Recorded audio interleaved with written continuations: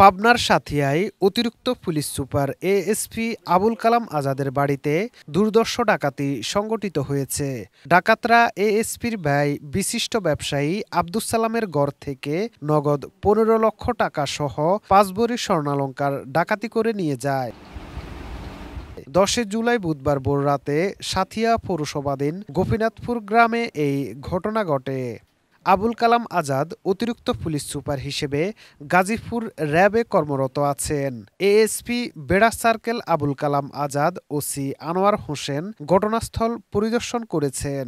সরেজমিনে গিয়ে জানা গেছে, পৌরসভাধীন গোপীনাথপুর গ্রামে বুধবার ভোররাতে ১০-১২ জনের একদল ডাকাত এএসপির ভাই ব্যবসায়ী আব্দুস সালামের বাড়ির বারান্দার গ্রিল কেটে ডাকাত দল অস্ত্রের মুখে ব্যবসায়ী আব্দুস সালাম, তার স্ত্রী, ছেলে জুয়েলকে বেঁধে ফেলে।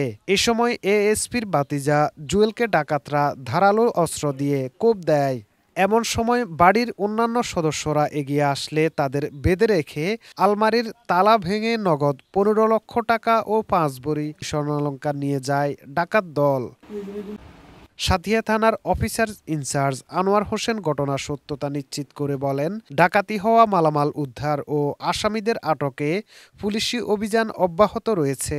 এ ব্যাপারে থানায় মামলার প্রস্তুতি চলছে।